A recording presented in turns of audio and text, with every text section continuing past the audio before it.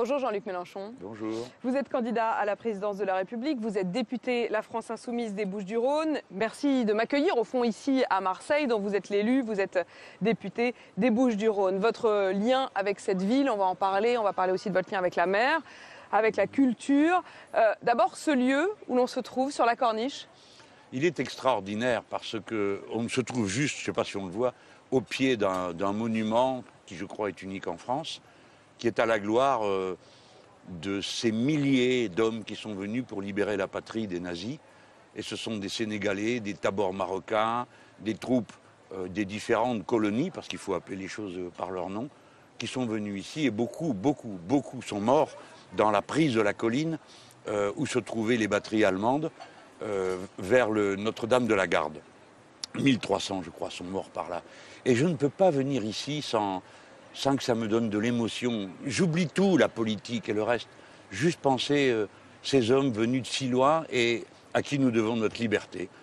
Voilà, j'aimerais qu'il en passe quelque chose aujourd'hui. Juste qu'on ait de temps à autre une pensée un peu chaleureuse pour la communauté. On a bien sûr une pensée pour eux en ce lieu. On a une pensée aussi pour toutes ces terrasses qui ont réouvert. Je vous propose pas un lait fraise, mais toute la France a compris que vous attendiez du jour où les terrasses ont rouvert. Vous l'avez dit sur TikTok. On va parler de tout ça et aussi du contexte sanitaire. Mais d'abord quand même un mot de la sécurité parce qu'elle s'invite à nouveau, cette question de la sécurité, en cette fin de semaine. Encore une agression au couteau contre une policière municipale.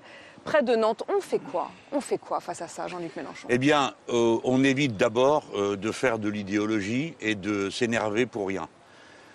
C'est-à-dire, quand je dis rien, c'est dans une direction qui n'a pas de sens. Dans le cas précis dont nous parlons, rappelons-nous de ça. 31 000 lits de psychiatrie en moins dans notre pays en 25 ans, alors que la pratique, le besoin a été multiplié par 2. Quand vous dites « je veux pas qu'on s'énerve pour rien », ça veut dire que vous avez au fond presque choisi. Il y a eu 2 signalements, en effet, de celui qui a agressé cette policière. Un signalement du point de vue psychiatrique, vous le dites, en effet, diagnostiqué schizophrène, et un signalement par le renseignement pénitentiaire pour radicalisation, pratique rigoriste de l'islam et injures en lien avec la religion.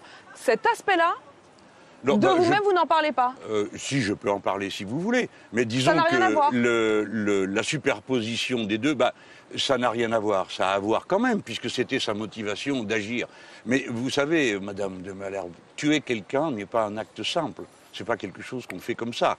Dans le code génétique des êtres humains, le tu ne tueras point, qui est dans le décalogue, c'est pas rien. Donc ce n'est pas un comportement spontané, facile que de tuer. Pour vous, l'homme est naturellement bon. Donc pour moi, tous ceux qui tuent dans des conditions pareilles, même ceux qui ne sont pas atteints de maladie mentale, sont en quelque sorte, à mes yeux, des gens atteints d'une maladie quand même. Mais ça n'excuse pas, c'est pas fait pour ça. C'est par contre, permettez-moi là que je termine, pour comprendre ce qu'on peut faire, puisque votre question c'était qu'est-ce qu'on fait? Eh bien moi je dis, nous devons partir de l'examen des conditions dans lesquelles s'accomplit le métier de policier. Ils se tuent, les policiers ont 3 fois moins d'accidents qu'il n'y avait il y a 20 ou 30 ans. Alors qu'est-ce qu'ils ont fait? Ça veut dire qu'ils ont amélioré leur technique. Ils ont perfectionné leur dispositif pour être plus en sûreté. C'est de ça dont il faut partir. Comment peut-on encore améliorer? Et c'est ça le sujet. Alors, du matériel qui fonctionne, du renseignement de bonne qualité, des protocoles d'intervention peut-être plus sûrs que je n'en ai vu à plusieurs égards. Et ce n'est pas vrai que pour les policiers. Il y a 1200 personnes tous les ans qui meurent de maladies professionnelles. Je les mets de côté. Il y en a 730 qui meurent au poste de travail. Aujourd'hui, les policiers, en tout cas eux le ressentent comme ça, sont pris particulièrement pour cible? Ils le sont moins qu'avant. Mais de toute façon, ça fait trop. Personne ne va dire « Ah ben c'est bien comme ça, il n'y a qu'à laisser ». Non, bien sûr que non. J'ajoute qu'ils sont la cible des fois d'eux-mêmes, parce qu'il y a une grande maladie dans la police aujourd'hui, c'est le suicide. Il y a eu 15 suicidés cette année, on n'en parle jamais. Pourquoi on n'en parle jamais?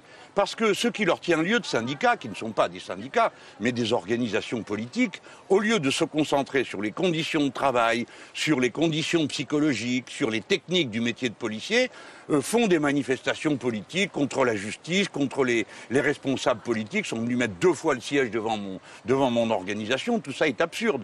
Il faut se concentrer sur les conditions dans lesquelles se déroule le métier de policier. On va en parler de la manifestation, évidemment, en particulier cette manifestation qui a eu lieu la semaine dernière. Mais Jean-Luc Mélenchon, je reviens quand même sur cette question de la radicalisation, parce que certes, il y a une dérive psychiatrique, en l'occurrence chez l'auteur, mais est-ce qu'il y a pour vous quand même une forme de radicalisation, une radicalisation liée à la pratique d'une rigoriste d'une religion? C'est en tout cas comme ça que c'est dit.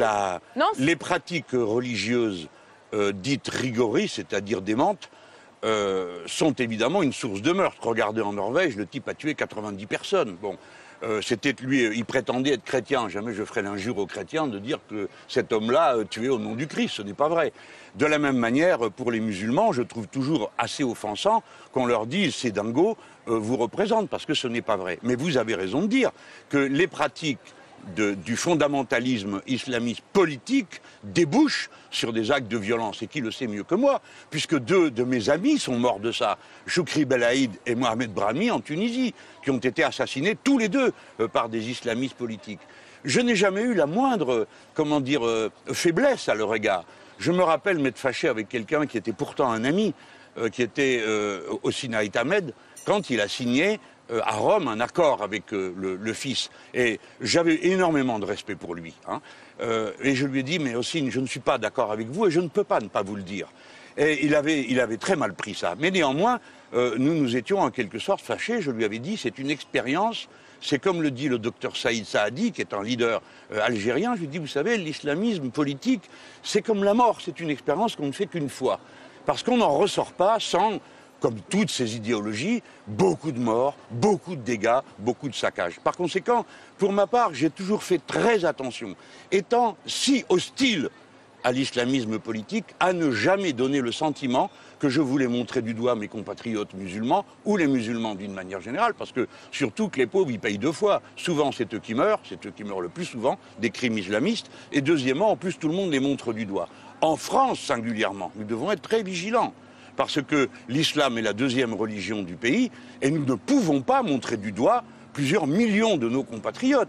Le ferait-on pour les chrétiens ou pour les juifs, que ce serait aussi insupportable. Pour les juifs, on l'a fait pendant 10 siècles. Bon, c'est bon, on a tourné la page des guerres de religion dans ce pays. Il ne faut pas y remettre le doigt si peu que ce soit. Jean-Luc Mélenchon, sur ces questions de sécurité et la manifestation que vous évoquiez, Gérald Darmanin a envisagé de porter plainte contre Audrey Pulvar, qui avait dit de cette manifestation qu'elle était glaçante. Et puis finalement, il a renoncé à lui porter plainte. Il a même demander à ce qu'ils se rencontrent. Ils ont prévu donc de se voir. Est-ce que ça veut dire que ça y est, c'est bon, c'est fini? Non, je pense que M. Darmanin est un malin. Sa plainte n'avait aucune chance d'aboutir. Si maintenant, quand on en est à dire qu'une manifestation est glaçante, ça vous vaut d'aller en prison, mais tout BFM va y aller chaque fois qu'il y a une manif de cheminots. Non, tout ça est ridicule. Ça fait partie de la discussion, de la manière de parler. Bon. Alors, il est malin. Il n'a pas porté plainte contre vous, au fond? Parce que vous aviez été encore plus franc, je dirais, qu'Audrey Pulvar. Vous avez dit carrément que c'était des factieux. Oui, mais moi, je peux vous le démontrer. Pourquoi? Mais en attendant, et aussi, elle pourrait démontrer. Mais ce que Darmanin a fait, je vous dis, c'est un malin. Il s'est dit, je vais enfoncer un coin entre Madame Pulvar, dont il devinait qu'elle ne serait pas très favorable à cette manifestation, et Madame Hidalgo qui y a été, et qui en a un petit peu rajouté, comme tous les socialistes qui y sont allés, sans bien réfléchir à ce qu'il disait, soit dit par parenthèse. Mais il s'est dit, je fais ça. Puis après, il s'est rendu compte, quelqu'un a dû lui dire, mais t'es fou, toi, ça n'existe pas dans le droit français, glaçant, on va pas en prison pour ça, et on porte pas plainte pour ça. Donc, il a fait mine, ensuite, il s'est donné le beau rôle. J'ai pas compris pourquoi Madame Pulvar lui a en quelque sorte donné le poids en disant, ah mais oui, j'accepte la main que vous me tendez. Mais il n'a jamais tendu la main, il lui a juste donné une gifle, et le lendemain une deuxième en disant, allez bon, c'est bon, ça va pour cette fois-là. Bon, enfin, c'est leurs histoires, et ça fait partie d'un climat que je juge de plus en plus compliqué dans le pays, quoi. Ça veut dire quoi, de plus en plus compliqué? Comment vous qualifiez? C'est de plus en plus tendu, et pourtant, je ne suis pas un homme à qui la montée des décibels fait peur. Mais je n'aime pas l'ambiance qu'il y a là.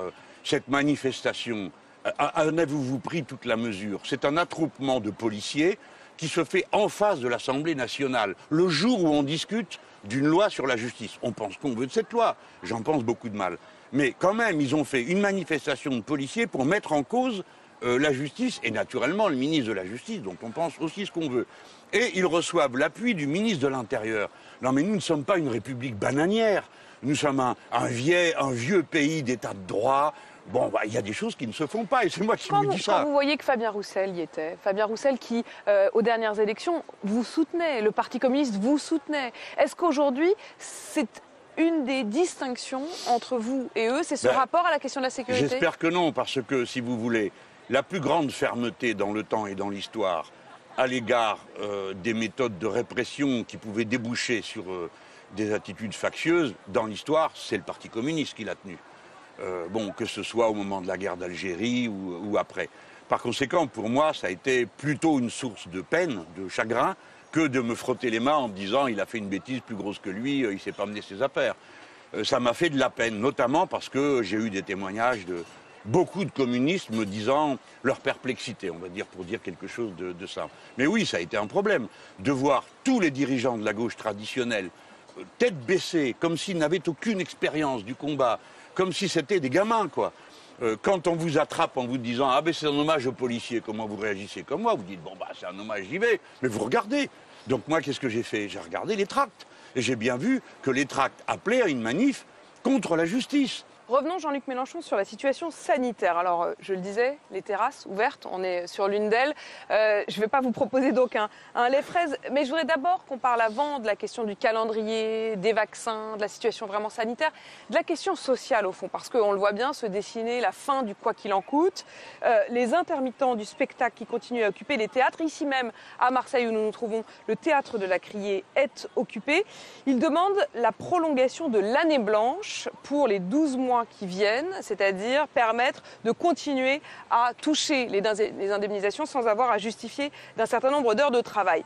Quand ils ne pouvaient pas rouvrir, ils occupaient les théâtres en demandant de les rouvrir, et maintenant qu'ils peuvent rouvrir, ils continuent de les occuper. Est-ce que franchement, c'est pas un peu un comble? Non, parce que je crois que vous devez considérer ce qu'est leur situation d'extrême détresse. Là, c'est pas parce que nous sommes sur des terrasses que nous sommes sortis de la crise Covid. Sa dimension psychologique va arriver, c'est-à-dire tous ceux qui ont horriblement souffert, pour des raisons multiples et diverses, psychologiquement. Vous savez qu'on a une explosion du burn-out en ce moment. Ensuite, vous avez la crise du commerce, du petit commerce, de la petite production qui est devant nous, puisque les prêts garantis pour l'État vont bientôt arriver à leur terme. Il faudra bien rembourser. Donc on ne sait pas ce qui va se passer, hein. On a une idée, mais bref. Et puis, vous avez tous les profiteurs de crise, pas seulement, je ne parle pas de ceux qui ont fait beaucoup d'argent, je parle de ceux qui ont profité de la crise pour passer leur plan de licenciement, leur délocalisation, après avoir pris l'argent de l'État. Donc, partons de l'idée que le corps social, la France, va mal. Bon, alors, il faut faire ce qu'on peut pour essayer de se sortir de ça bien.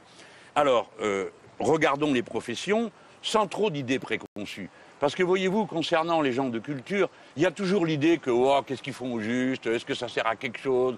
Notre société. Vous ne pouvez pas me faire ce procès-là. Je ne crois pas que vous vouliez dire ça, mais souvent, c'est l'idée qui vient. Mais c'est la question simplement qu'à un moment, il faut peut-être se remettre au boulot, quoi. Eh bien, c'est pas qu'ils ne veuillent pas se mettre au boulot, ne soyez pas injustes, ils ne demanderaient que ça, mais je crois que vous passez à côté de leurs conditions réelles de possibilité de travail. Toutes les installations ne sont pas réouvertes. Toutes ne le sont pas dans des conditions qui garantissent leur rentabilité. Et puis vous avez des tas de gens qui sont dans la précarité ou l'intermittence, qui sont passés dans les trous de la raquette. Je pourrais vous citer mes pauvres camarades, je dis les pauvres parce qu'ils vivent une vie de chien, qui ont des contrats, vous savez, à la journée, dans un hôtel, dans un restaurant, etc.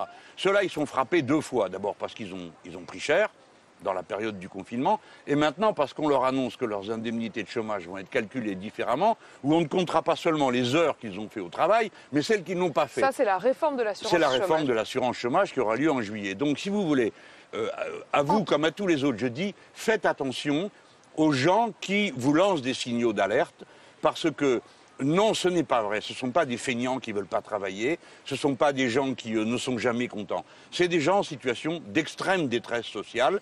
Et moi, je crois que c'est la priorité des mois qui viennent, s'occuper d'eux. Vous voyez, soyons sérieux.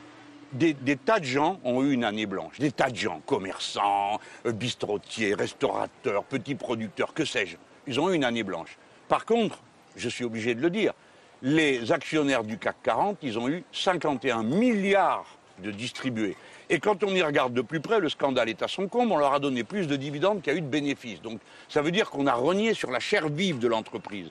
Eh bien, savez-vous, juste pour faire une comparaison, ces 51 milliards, supposez que ce soit moi qui m'en occupe, je leur dirais, écoutez, mesdames, messieurs, on a tous eu une année horrible. Il y a eu une année blanche pour tant de gens, vous aussi. Je vous garantis que votre capital sera rémunéré à l'inflation. Comme ça, vous n'aurez rien perdu. Mais tout le reste, je prends tout.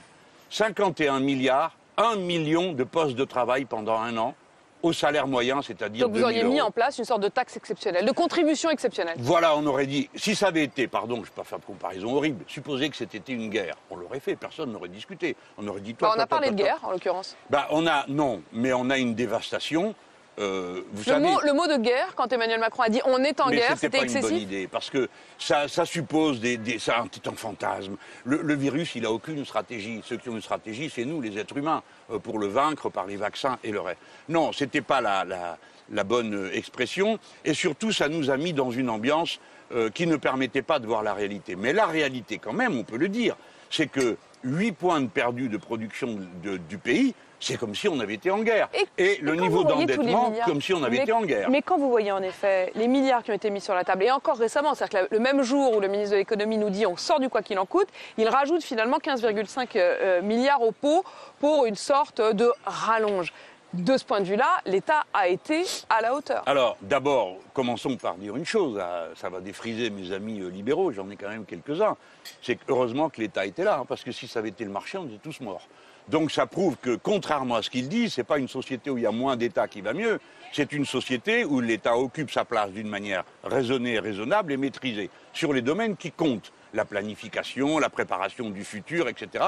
Parce que le capitalisme est incapable de ça. Donc déjà, premier constat, ce n'est pas le capitalisme qui nous a tiré d'affaire. Deuxième constat, alors on a mis beaucoup d'argent au pot, mais c'est pas aux vieux singes qu'on apprend à faire la grimace. Hein. Au passage, ils en ont profité, alors ils enlèvent les impôts de production, comme ils disent, allez hop, encore des milliards par là, des impôts de ceci, c'est-à-dire tout ce qui était la contribution de l'appareil productif au bien-être commun, encore une fois, a été réduit. C'est une erreur. Il ne faut pas faire ça. Il faut remettre en argent frais l'équivalent de la perte que nous avons subie. Si nous avons perdu 8 points de PIB, il faut remettre 8 points. Les Américains font ça. Alors, ils ont une situation un peu exceptionnelle, puisqu'ils impriment des billets tant qu'ils veulent. Mais les Allemands ont fait ça. Mais tout le monde fait ça, sauf des pays comme nous, où on se dit on va en profiter pour libéraliser la société. Vous avez dit, Jean-Luc Mélenchon, la France va mal. Est-ce que vous imaginez qu'après ce moment de perfusion, il puisse y avoir une rentrée, comme on dit, sociale, une rentrée faite notamment de colère? Non, j'ai passé l'âge d'annoncer des rentrées chaudes, parce que j'en ai tellement vu dans ma vie où il y avait rien de chaud à la sortie, que c'est pas ça qui compte. Ce qui compte, c'est que tout le monde comprend, on a une situation difficile. On ne va pas tout continuellement repeindre noir sur noir, tout va mal. Bon, oui, c'est vrai, on a des problèmes. Et alors, quand est-ce qu'il n'y a pas eu de problème dans ce pays? Il y en a toujours eu. Donc comment on les règle? C'est pas pire. Eh ben, ou en tout cas, vous relativisez. Si, c'est quand même grave. Hein. Il y a eu des moments terribles, c'était les guerres, ou la sortie de la colonisation. Bon, le pays a vécu des chocs. Hein. Mais là, on est dans un choc, incontestablement. Fou qui dit le contraire. 8 points de richesse qui n'est pas produit, donc qui ne circule pas, ni en salaire, ni en valeur. Bon, c'est pas rien, dans une économie qui est faite entièrement sur la marche avant. Alors, mais ce que je crois, c'est qu'à partir du moment où tout le monde commence à réfléchir, bon, à nouveau, on fait de la politique et on peut discuter autrement qu'en se jetant à la figure des certitudes. Tout le monde est mis au pied du mur de démontrer. Moi, quand je parle avec mes amis libéraux, je leur dis, ben vas-y, prouve-moi que tu vas nous permettre d'en sortir mieux. Et moi, je lui dis, voilà, je suis un collectiviste, je vais t'expliquer pourquoi on va s'en sortir mieux. Et puis surtout, moi, ce que je voudrais, c'est que, vous savez, les campagnes électorales, on les gagne ou on les perd. Dans une démocratie, le plus dur, c'est d'accepter de perdre. Hein. C'est pas de gagner, ça tout le monde sait faire. Bon. Mais il faut qu'une campagne électorale elle soit d'abord utile, qu'elle mette des thèmes, des débats en circulation, qu'elle nous fasse franchir des étapes. Moi, j'ai essayé d'en mettre quelques-uns, mais là, je suis en train d'en remettre un. Je sais que c'est pas facile à faire comprendre, mais nous entrons dans une ère d'incertitude écologique. C'est grave, parce que les écolos croient qu'il y a juste une crise. Mais non, c'est que nous allons passer d'un état du climat à un autre, et entre les deux, il va se passer tout et n'importe quoi. Et personne ne peut prévoir. Donc, la seule chose qu'on peut prévoir, c'est en situation de détresse, que ferons-nous? Est-ce que c'est chacun pour soi, ou est-ce que c'est tous ensemble? Mais ce qui me frappe quand même... Pardon, oui, juste pour donner un exemple, sinon c'est un peu abstrait mon histoire. Vous avez vu dans la vallée de la Roya, bon, tout est dégringolé. Des épisodes comme ça, il va y en avoir partout. Ils se déplacent d'ailleurs de plus en plus sur tout le bas de la France, tout le sud. Eh bien, quand vous avez un événement comme celui-là, la première fois, tout le monde rapplique pour remettre les poteaux et puis nettoyer. La deuxième fois, tout le monde vient, bon, on met des poteaux et on aide à nettoyer. Puis la troisième fois, il y en a qui disent, moi j'en ai assez, fichez-moi la paix, je m'installe ma citerne d'eau et mon groupe électrogène. Et les autres, débrouillez-vous. Bon, ben, c'est un choix. Et dans la vie, vous allez avoir ce choix. Tous ensemble ou chacun pour soi. Moi, je fais le pari que chacun pour soi ne peut pas tenir. Donc, on a besoin de pouvoir politique. Je ne m'exprime pas sur le fond, mais de pouvoir politique qui répondent à cette question. Oui ou non, on s'en sort par des mesures raisonnées et décidées ensemble, ou bien est-ce qu'on dit la magie, quoi. Le marché, je sais pas quoi, va régler tout ça. Évidemment très séduisant, c'est-à-dire que quand on vous écoute, on se dit, bah oui, c'est formidable, ils vont être tous ensemble face au péril de la planète. Qu'est-ce que vous voulez faire, mais quand on regarde dans les faits, Jean-Luc Mélenchon, je vous trouve très courtois avec vos adversaires et beaucoup plus dur avec ceux avec qui vous pourriez gouverner. Vous avez dit là tout à l'heure que quand vous parliez avec vos amis libéraux, vous étiez capable de les tutoyer, de parler, de discuter, vraiment de négocier le bout de gras, quoi, d'essayer d'emporter le morceau. Et en même temps, quand on vous entend parler avec quelqu'un comme Yannick Jadot, qui à un moment a tenté récemment on a franchement l'impression que vous rechignez. Non, c'est une fausse impression. C'est donc où je m'exprime mal, où je donne à voir quelque chose qui n'est pas en moi. J'ai été horriblement déçu de voir que la réponse à ma propre proposition, qui n'est jamais étalée, mais quand même, elle a existé. J'ai proposé la Fédération populaire, j'ai proposé l'Union populaire. Nous avons fait pour les élections régionales, partout, nous avons demandé à faire l'union aux autres. Là où nous ne sommes pas en situation d'union, il y a 4 régions, mais personne ne nous a jamais proposé de nous lâcher une seule tête de liste, sauf les communistes avec qui nous avons eu un accord en Ile-de-France, autour de Clémentine Autain. Et au niveau national, les communistes ne sont plus avec vous? Quand même, dans 3 régions.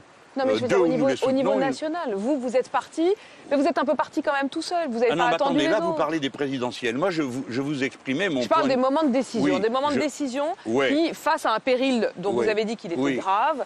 Mais je vais vous répondre. Mais d'abord, laissez-moi au moins rétablir pour l'honneur de mes pauvres amis et camarades. Nous avons fait ce qu'il fallait. Nous avons accepté que les Verts puissent d'une manière tout à fait incroyablement hégémonique. On dit, ou c'est nous tête de liste ou personne. Y compris dans des conditions d'amateurisme absolument inouïes, comme ce fut le cas ici en PACA, où en plus ils nous ont chassés, et où ils ont créé une situation, ensuite ils se sont divisés en 3. Enfin, tout ça sans l'amateurisme. Donc nous avons tenu notre rôle. Monsieur Jadot et moi, nous avons à la fois, pour être clair, si je suis président de la République, je pense que monsieur Jadot pourra entrer dans les gouvernements que nous ferons. Mais si c'est lui qui est président de la République, je n'irai pas, parce que les bases ne sont pas les mêmes. Moi, je suis un collectiviste républicain. C'est étrange, en fait. C'est-à-dire que vous pourriez lui tendre la main, mais si lui vous tend la main, vous direz non. Non, ce n'est pas les choses. Peut-être que d'autres diront oui, mais pas moi.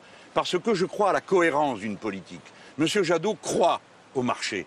Il croit qu'on peut faire des accords, pour prendre monsieur Jadot, je ne veux pas l'accabler, il croit qu'on peut s'entendre avec les multinationales et négocier l'écologie. Moi, je ne crois pas au capitalisme vert. Dans le capitalisme vert, ce qui dérange, c'est pas vert, c'est capitalisme. Je n'y crois pas. Donc, je ne ferai pas semblant. Comprenez que je suis à un âge et à un moment de mes responsabilités personnelles où je ne suis pas en train de faire une carrière, c'est pas ça que je prépare, moi. Je voudrais préparer quelque chose qui est en ordre pour proposer une solution globale au pays. Je l'ai fait, j'ai un programme, j'ai une équipe, j'ai répondu à peu près à toutes les critiques que l'on peut faire, à part celles qui portent ou sur mes tenues ou mon caractère, contre lequel je ne peux rien. On va revenir sur la question de l'écologie, mais quand même juste un point sur cette question de l'union.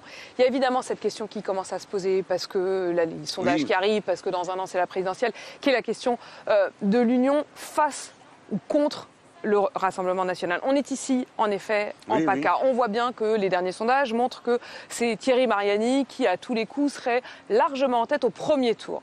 Au deuxième tour, c'est très serré, avec une liste de gauche qui se maintient. Est-ce que vous vous dites, comme aux dernières élections régionales, nous, la gauche, à un moment, il faudrait qu'on fasse comme Christophe Castaner, qui s'est retiré pour pas que Marion Maréchal Le Pen gagne. J'ai 2 réponses à vous faire, alors je vais essayer de les caser dans l'ordre. La première, puisque nous sommes en PACA, je n'ai qu'une chose à vous dire. Allez le demander à ceux qui dirigent cette liste de gauche, parce qu'ils ont pensé que si on y était nous, ça allait gâcher le potage. Donc c'est eux qui savent ce qui est bon, juste et nécessaire. On sent votre ironie. Qu'ils s'en débrouillent. Les électeurs, les électrices... Ils n'ont pas voulu de vous, tant pis pour eux. Non, les gens savent ce qu'ils ont à faire. Mais il ne faut pas me demander d'en rajouter dans une direction à laquelle personne ne croirait. Maintenant, je vais aller au fond, au noyau de l'affaire, au cœur de l'affaire. J'ai passé l'essentiel de ma vie politique à militer pour l'union de la gauche. D'accord ? Je ne vais pas effacer ça. Mais l'union de la gauche avait en quelque sorte des présupposés, des grandes organisations syndicales très puissantes, un accord idéologique très puissant et un programme commun. Rien de tout ça n'existe, c'est le contraire. Je vous prends, comment veux-je régler la question ? Je veux le faire par une stratégie qui rassemble le peuple. Alors on me dit, mais comment tu vas faire ça si on est divisé ? Mais c'est justement parce qu'on n'est pas ensemble que c'est possible. Parce que si j'allais dire aux gens, écoutez, je vous propose la 6e République, puisque 60% d'entre vous est d'accord avec ça. Je vous propose le rétablissement de l'impôt sur la fortune, puisque 90% d'entre vous sont d'accord avec ça. Je vous propose la retraite à 60 ans, 70% sont d'accord avec ça. Et on me dirait, mais monsieur Mélenchon, on est tout à fait d'accord, mais on ne vous croit pas, regardez qui c'est qu'avec vous là. Le socialiste, c'est lui qui nous a amenés à la retraite à 63 ans. L'ISF, c'est lui qui voulait le supprimer. Et il me montrerait ainsi du doigt des gens qui ont fait le contraire du programme sur lequel je pense que je peux rassembler les Français. Donc on oublie les chapelles et on se fixe des objectifs. Mais bien sûr, exactement. J'aurais préféré, comprenez-moi, ça aurait été plus facile de dire, allez hop, on top. Et puis on se met d'accord, on fait un arrangement, enfin un compromis, il faut toujours faire des compromis. Hein. Mais là, c'est pas possible, on ne dit pas la même chose. Au-delà de la question de l'union. Et les gens, ils sont pas fous, hein, ils disent, ils mentent, ils racontent des histoires. Il y a la question de l'accès du Rassemblement national au pouvoir. Je vous repose cette question. Christophe Castaner avait décidé de se retirer pour éviter que Marion Maréchal Le Pen ne devienne présidente de cette région. Au niveau national, tout le monde se souvient qu'au soir du premier tour, vous avez refusé de trancher entre le bulletin de vote Macron... Pardon, merci de me donner l'occasion de rectifier ce... Vous avez dit chacun fera en conscience. Non, j'ai dit pas une voix pour Madame Le Pen, que puis-je faire de mieux? Il y a 2 candidats, pas une voix pour Madame Le Pen. Pourquoi je dis ça? Pas parce que j'étais embarrassé, j'étais responsable. Je termine. Des gens qui avaient voté pour moi. Je ne suis pas un gourou. Je suis juste un candidat avec un programme. J'ai rassemblé une famille politique qui n'existait pas avant. Les Insoumis, il y a tout là-dedans. Des communistes, des socialistes, des anarchistes, des gens de droite qui en ont ras-le-bol de la droite parce qu'ils la trouvent trop libérale. Et ces gens-là, je ne leur donne pas d'ordre. Je leur dis, réfléchissez. Il y a une chose dont je suis sûr, ne votez pas pour l'extrême droite, parce que l'extrême droite, c'est comme la pâte dentifrice que vous faites sortir, vous la faites plus rentrer dans le tube. Parce qu'ils vont vous appeler à vous détester. Ne votez pas. Mais après, il y a des gens qui ont voté blanc. Il y a des gens qui sont venus avec un bulletin Mélenchon au deuxième tour. Vous avez sans doute vu la une. Il y a eu cette une de Libération il y a quelques semaines qui avait fait beaucoup parler parce que tout d'un coup, ils exprimaient le fait que le Front républicain, comme on dit, c'est-à-dire appeler les gens de gauche à aller voter pour Chirac en 2002, pour Macron aujourd'hui, ils disaient cette fois-ci on restera chez nous. Cette fois-ci on ne se déplacera plus pour voter. Est-ce que du coup, vous n'avez pas une responsabilité plus grande à dire pas seulement ne votez pas Rassemblement national, mais allez-y, allez voter, parce qu'il faut faire barrage? Non, parce que si vous voulez, ça, Madame Malherbe, c'est pour des gens comme vous, des gens honnêtes, où on est des braves gens, on essaye de raisonner raisonnablement. Mais c'est pas comme ça dans la vie politique, c'est qu'un ramassis de cyniques et de menteurs. Monsieur Macron avait écrit un livre, Révolution, il allait faire la révolution. Tu parles, Charles, la révolution, c'est taper la destruction du Code du travail, la suppression de l'ISF, le contraire. Vous n'avez pas une responsabilité? Mais vous ne regretteriez pas? C'est eux qui ont une responsabilité. Cessez de mentir, cessez d'insulter les gens qui ne sont pas de votre avis, acceptez un débat. Madame Le Pen, le mieux qu'il y a à faire, c'est de lui dire « Moi, madame, je fais la retraite à 60 ans. Et vous ?» Elle dit « Ah ben je sais pas, ça dépend. Moi, je rétablis l'impôt sur la fortune, vous le paierez. Et vous ?» Alors elle répond non, elle répond non, elle répond non. Vous voulez débattre Je veux l'obliger à dire ce qu'elle est, pour qu'ensuite, c'est une démocratie. Les gens votent pour qui ils veulent, bon sang de bois. Mais moi, je ne suis pas pour qu'on fabrique un drame qui permet à des cyniques de se sortir de toutes les élections sans avoir besoin de rien faire, d'autre que de mentir et d'être là. Je voudrais vous entendre sur une autre des fractures qu'on a ressenties ces derniers temps. On parlait de la fracture sociale. Je voudrais vous entendre aussi sur la question d'une menace de guerre civile sous-jacente qui est brandie régulièrement, qui a été brandie notamment par ces fameuses tribunes de militaires, d'abord par des militaires à la retraite, puis par, dit-on, des policiers à la retraite, puis par des militaires de l'active, qui tous disent il y a une guerre civile qui couvre. Est-ce que cette manière de parler est artificielle, fausse, sans aucun fondement? Ou est-ce que vous vous dites qu'il y a quand même quelque chose qui était déjà peut-être en germe au moment des Gilets jaunes, d'une autre forme de colère, d'un besoin? En tout cas, je ne le mettrai pas du côté que vous croyez. Oui, ces anciens militaires veulent la guerre civile. Ou la menace veulent. Oui, ils la veulent, bien sûr. Il suffit de voir comment ils parlent des gens. Regardez les anciens policiers. D'ailleurs, les militaires d'actifs sont horrifiés de lire ça. Ils disent, mais enfin, nous, on respecte le droit de réserve, fermez-la. Parce que vous allez défaire la cohésion de l'armée. L'armée, pour que ça marche, il faut que ça soit cohérent. Pour que ça soit cohérent, il faut éviter de se pouiller sur des histoires de politique, vous comprenez? Bon. C'est le minimum. Pareil pour la police. Je ne sais pas si vous avez vu les hauts gradés qu'on dit oh, vous êtes les aînés, vous devriez plutôt aider à la manœuvre plutôt que de créer des divisions mortelles. Ni la police ni l'armée ne doivent, et je suis sûr qu'ils n'ont pas envie de le faire, c'est une bande d'exaltés qui a un projet politique. qui est le projet classique de l'extrême droite. Donc à chaque génération, l'extrême droite s'invente un ennemi de l'intérieur. Alors un coup c'est les juifs, le coup d'après c'est les musulmans, des fois c'est les deux en même temps. Bon, ces gens, oui, ils veulent ça. Et moi je mets en garde. Comprenez que tout mon comportement est celui d'un homme qui est rempli de l'histoire. Je suis un pied noir, vous comprenez ça? J'ai vu une fois comment on pouvait se sauter à la gorge dans un conflit où à l'évidence les Algériens avaient raison. Et l'attitude qui a exalté à mort tous les pieds noirs a fait qu'à la fin, on a terminé dans une bataille frontale et qu'on ne pouvait plus l'arrêter. Eh bien, je ne veux pas de ça sur le territoire de la patrie. Les enfants qui sont là, qui nous sont venus, sont à nous tous. Et donc, on ne montrera pas du doigt tel ou tel parce qu'il n'est pas de la bonne religion, qui n'a pas la bonne couleur de peau. S'il y a une guerre civile qui menace, c'est pas les fous, les démons qui poussent à la lutte des uns contre les autres des Français. Alors, le reste, ce sont des histoires. C'est une stratégie politique, ils en ont une. Eh bien, moi, j'en ai une autre, exactement l'inverse. Et j'appelle à ce qu'on se regroupe autour de moi pour la paix civile. Parce que moi, je ferai ce qu'il faut pour ça. D'abord avec les gens, du respect, et deuxièmement, socialement. Parce que vous ne pouvez pas faire un pays uni si vous avez les uns qui ont tout et les autres qui n'ont rien. Ceux qui n'ont rien finissent par se fâcher. C'est assez normal, non ? La question du pass sanitaire, Jean-Luc Mélenchon, quand vous voyez qu'il va devenir obligatoire au niveau européen, alors on pourra toujours avoir sur un petit bout de papier son test PCR, mais ça sera plus compliqué et il faudra être vacciné avec d'ailleurs une non-reconnaissance des vaccins russes et chinois. Est-ce que cette décision européenne vous semble nous protéger ou au contraire vous inquiète ? Je les regarde, nous sommes dans une situation tellement nouvelle que chaque cas mérite d'être regardé en détail. On ne peut pas avoir une attitude a priori en disant ça non, ça oui, non, réfléchissons. J'ai tout entendu, moi, des gens qui me critiquaient, disent comment tu fais, t'es insoumis et tu mets un masque. Ah ben, bon, ça oui, je mets un masque. Parce qu'il y a, je ne sais pas, moi je ne suis pas toubib, on me dit qu'il faut le mettre pour ne pas rendre les autres malades, je le mets. Bon, la discipline, ça existe aussi. Alors des fois, c'est une discipline absurde, mais je préfère prendre le risque d'avoir pratiqué une discipline absurde que de vous rendre malade. Voilà, bon, chacun ses choix dans la vie. Et de même pour le vaccin, l'organisation, il y a des vaccins qui sont obligatoires, voyez-vous. Vous êtes tous passés au Bacille, Calmette et Guérin, là, tout le monde a sa petite marque sur le bras. Bon, il y en a qui sont obligatoires. D'autres, l'OMS, l'Organisation mondiale de la santé, dit non, il faut qu'il y ait le volontariat et il faut convaincre. Elle a ses raisons, ce sont quand même les spécialistes du monde qui nous disent ça. Donc, rendre le vaccin obligatoire va créer un problème, parce que vous allez avoir beaucoup de gens ou qui ne vont pas être d'accord, des problèmes qui vont surgir, donc convainquons. Ensuite, je voudrais vous faire remarquer que ce n'est pas juste cette histoire de passe sanitaire, parce que tout le monde ne peut pas être vacciné, parce que dans tous les pays du monde, alors moi je suis d'accord pour qu'il y ait un passe sanitaire à l'entrée de l'Union européenne. C'est normal, parce qu'il y a des zones qui sont hautement contaminées et où il n'y a aucune campagne de vaccination. Pourquoi ? Parce qu'on n'a pas laissé la licence libre sur les vaccins. Donc on ne peut pas en produire ailleurs que dans les centres actuels de production. Heureusement pour moi, parce qu'à l'époque je passais pour quelqu'un d'un peu excité, parce que j'avais dit qu'il faut la licence libre. Depuis, beaucoup de gens s'y sont mis.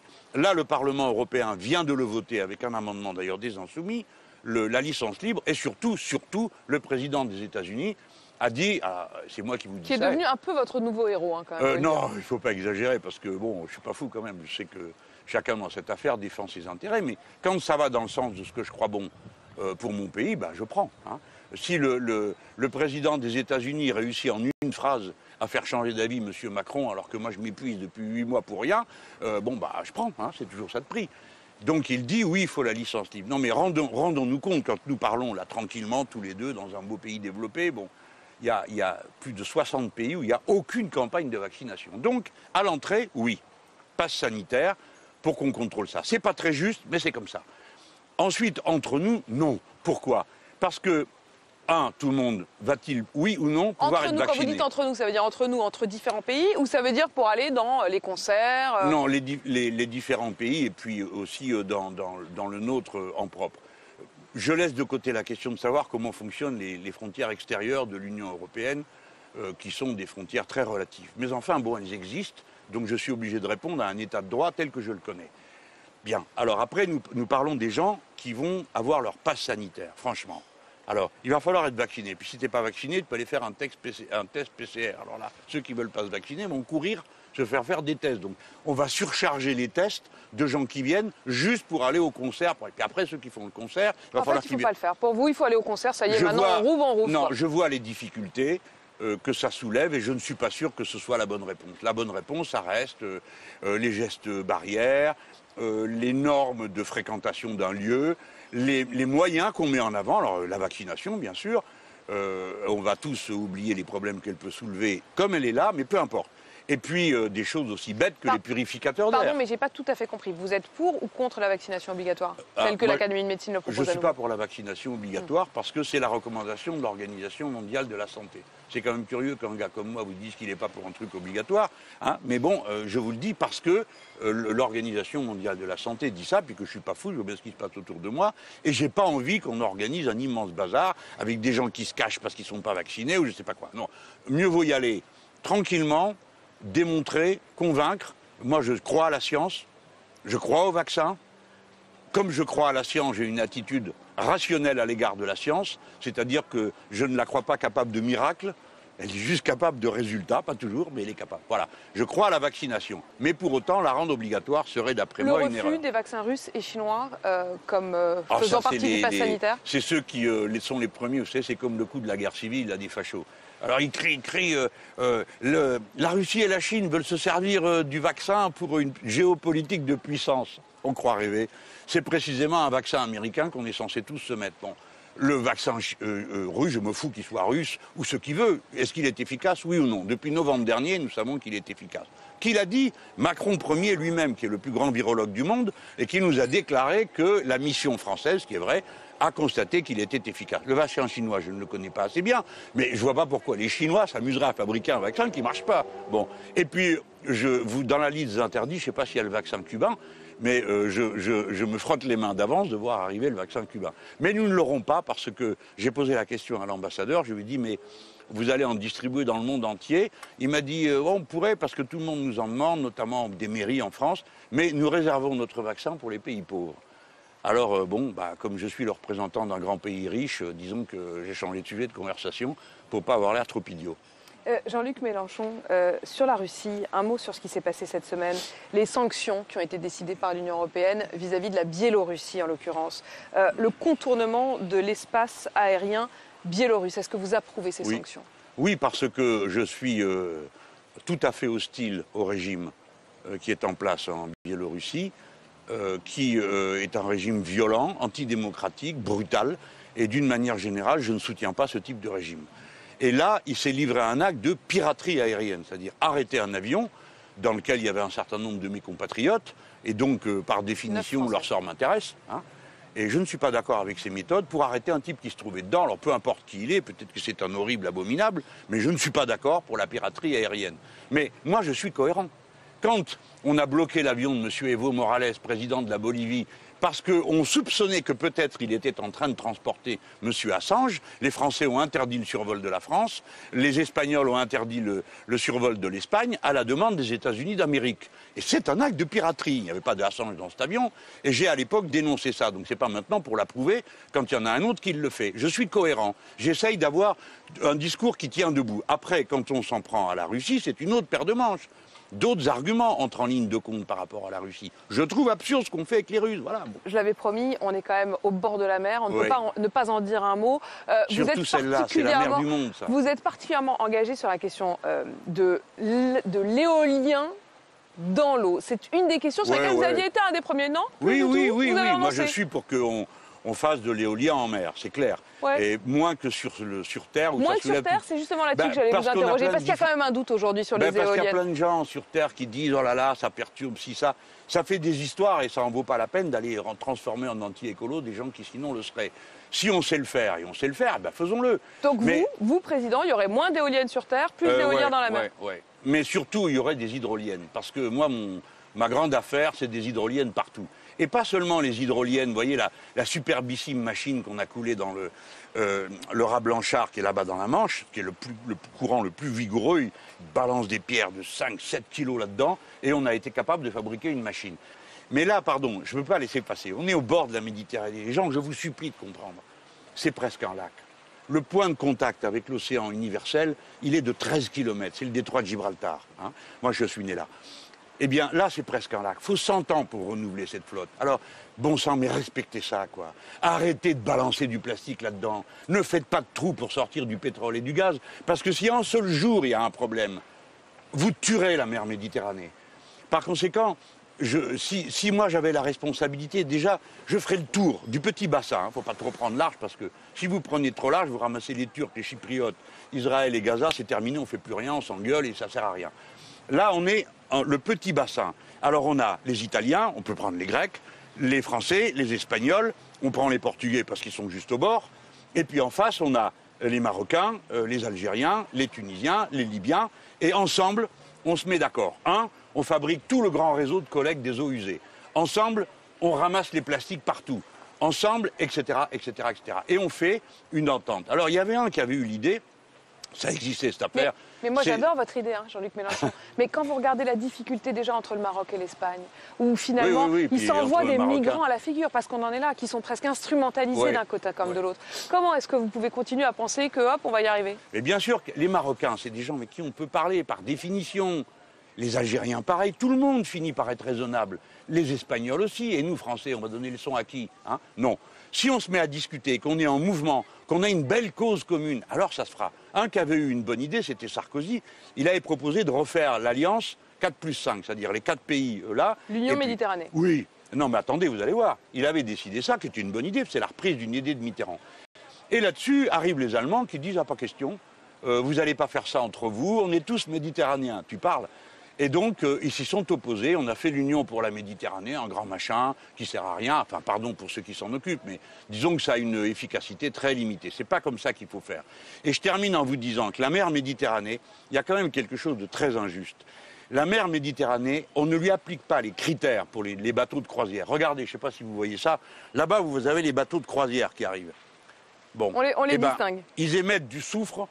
Comme ce n'est pas permis de le faire en mer Baltique, parce que là, les Allemands ont fait attention. Hein. Là, en mer Baltique, pas question. Mais ici, oui. Donc, il faut arrêter ça. Voilà, je crois que j'ai à peu près tout dit de ce que je voulais dire sur la mer Méditerranée. C'est la mer du monde, comprenez ça. C'est là que tant de choses... Je parle pour notre civilisation, je ne veux pas être trop européocentré. La mer de Chine aussi, mais là, quand même, ça, la mer Égée, la mer Noire, c'est là que tout est... Là, vous voyez Ulysse passer quand vous voulez. Hein. C'est nous, c'est vous, c'est moi, dans la vie comme ça, et qui passons sur cette mer. Tout est parti de là. C'est les mêmes peuples qui tournent en rond depuis 4, 5, 6, 7 millénaires. Alors un coup, il s'appelle Phénicien, le coup d'après, il s'appelle autrement, et nous sommes tous là.